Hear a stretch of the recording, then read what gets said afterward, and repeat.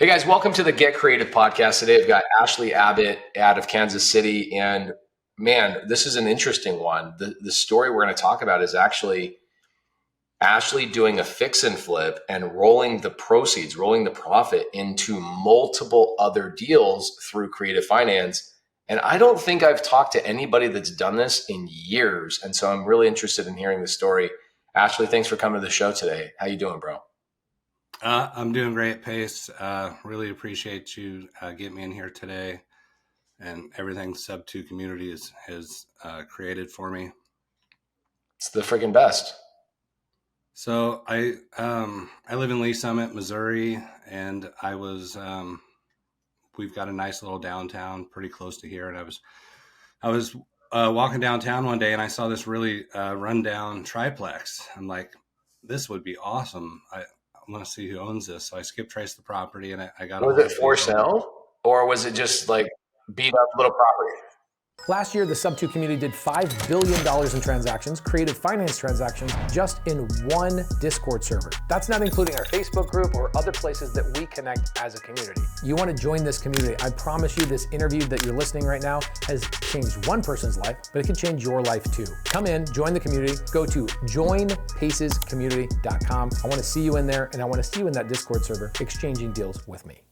Yeah, it was just had a lot of peeling paint, a lot of deferred maintenance. And I had just started doing flips over the past year, and I saw it looked like it'd be a gym, and it was in a really good neighborhood.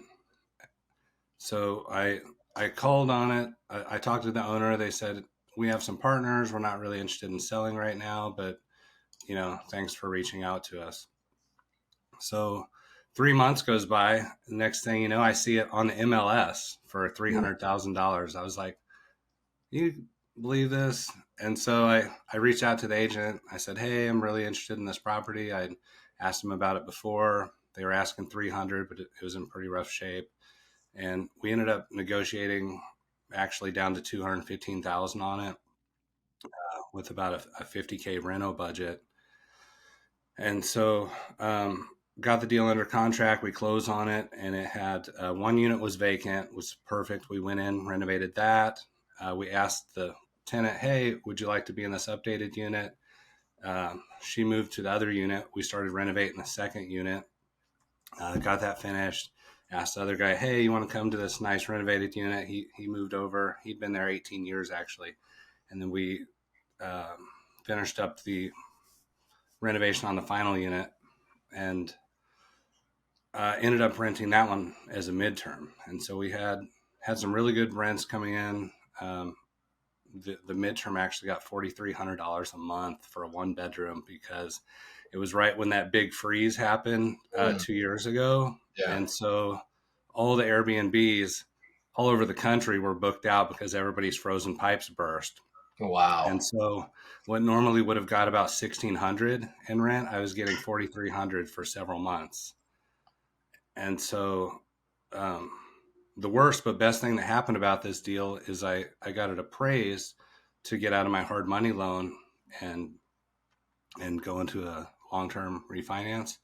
Well, the appraisal came back at $300,000, and we got some bad comps on it. I knew it was worth significantly more.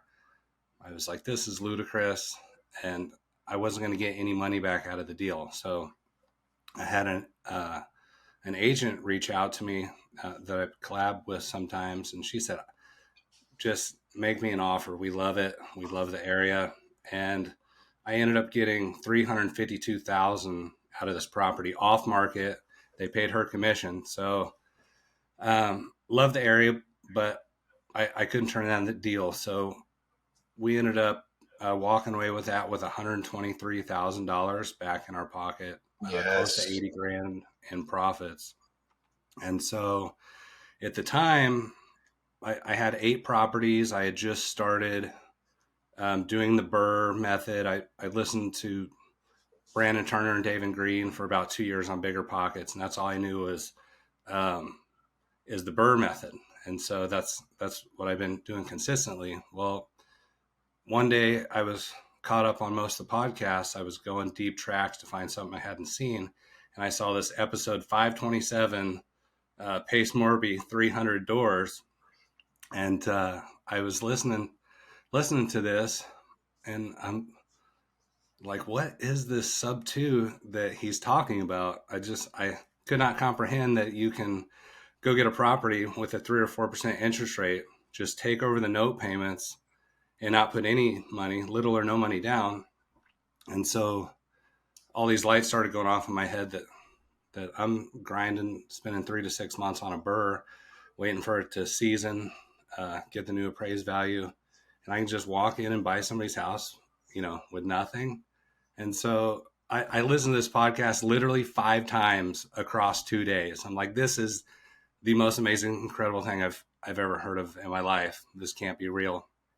And I Googled about you in the process for a week, and then I joined the mentorship. Maybe 10 days after that, I started talking to somebody, and then I immediately I got a duplex under contract with seller finance on the back end, and ended up with 19 SubTo deals over the course of, now it's been 16 months since I joined SubTo. Wow, And I've done 19 SubTo deals, bro. 19 SubTo and seller finance. And I've done one wrap, and I did 10 wholesales. I learned from the mentorship as well in the past year. So, Bro, I think knew, about like how much time it would have taken you to get 19 BRRRR deals done. right, we were doing about 3 to 4 per year. It's been 2.5 years now since I got my first property. I house hacked a fourplex with my VA loan. And so we were getting about 4 per year. I had eight doors when I heard your podcast on Bigger Pockets, and now I have 33 doors. Holy crap. And 19 of those came from SubTo deals. Wow. So the big come up on this was I had this $123,000, and I said, let me figure out how to do SubTo on these and get the most out of this money. And so I had hired a virtual assistant, and we had scraped a list off batch of houses that had bought or refied from 2018 to 2021, because I said, these guys are going to have little to no equity, and they're going to have a killer interest rate. And so we were constantly dialing. And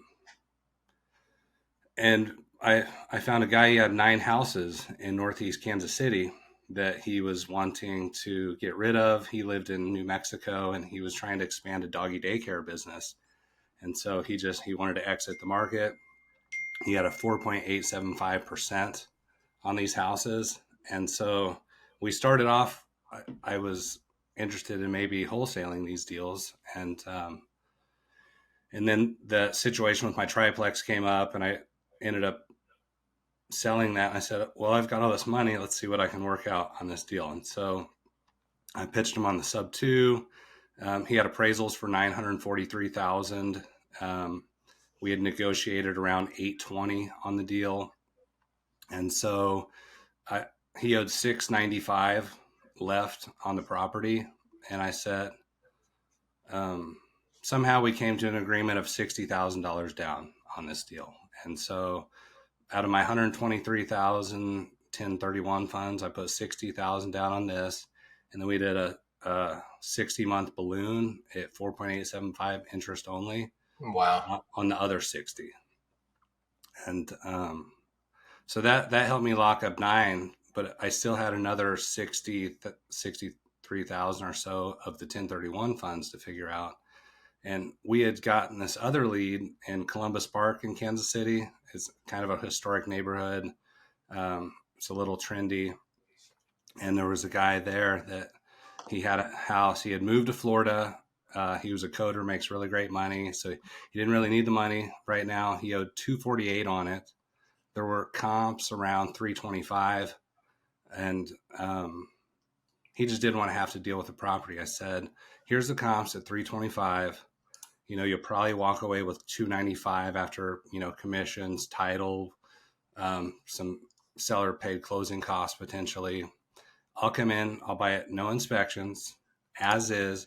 You can pack 2 to 3 suitcases, walk out the door. I'll take care of the rest of this furniture, everything. I'll touch up the paint. And the two things he wanted is he needed $10,000 to pay his contractor to do his bathroom in his new place in Florida. And he wanted to make $100,000 on his property. And so he owed 248. I tried to work up a deal. I said, let me just give this guy 348.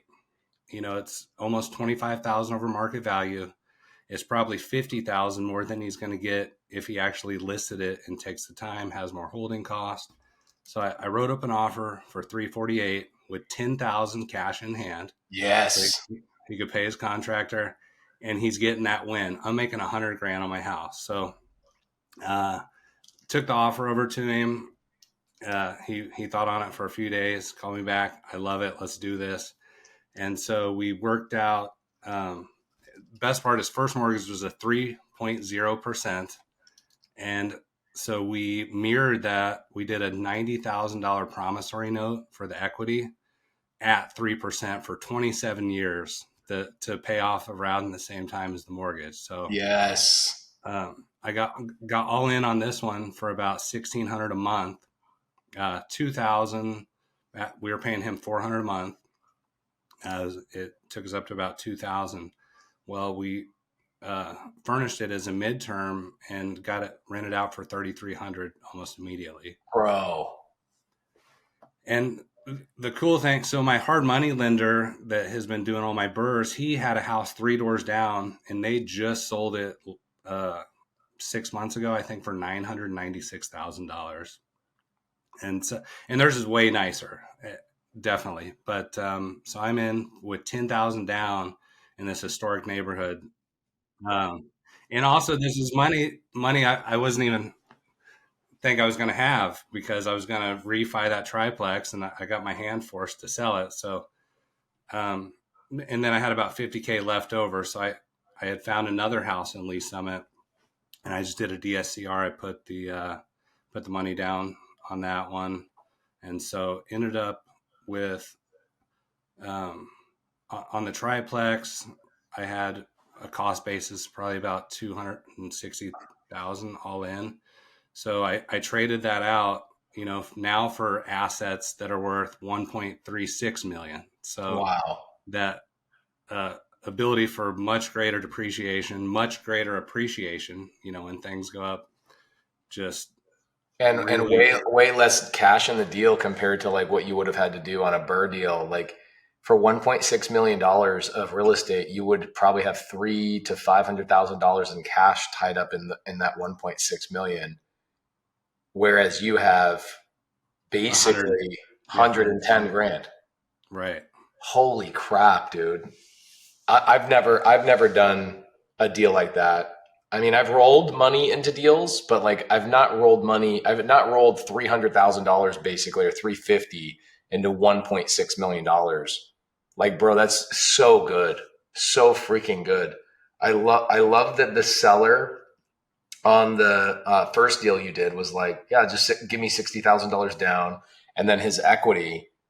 Here's what a lot of people would have done is they would have just paid off his equity because you had the money. You had the money to pay that seller's equity off on the seller finance note he gave you. But you're like, no, I'm going to use this money for another deal.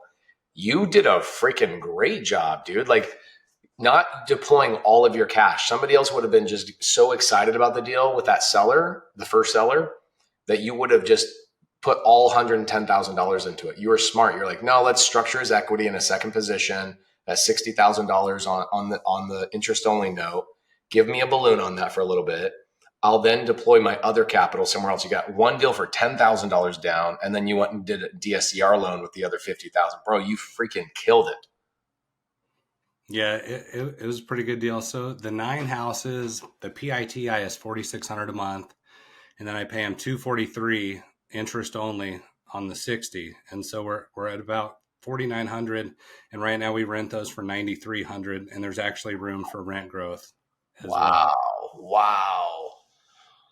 It's so funny when people reference that podcast I did with Bigger Pockets, 5 Step 27. they say, I thought it was a scam. Like I was like, there's no possible way this is real. And then you go freaking do the work, dude, like a vet, just go and put the hard work together, making the calls, doing the stuff. And look at you now, dude. You got all this crazy momentum.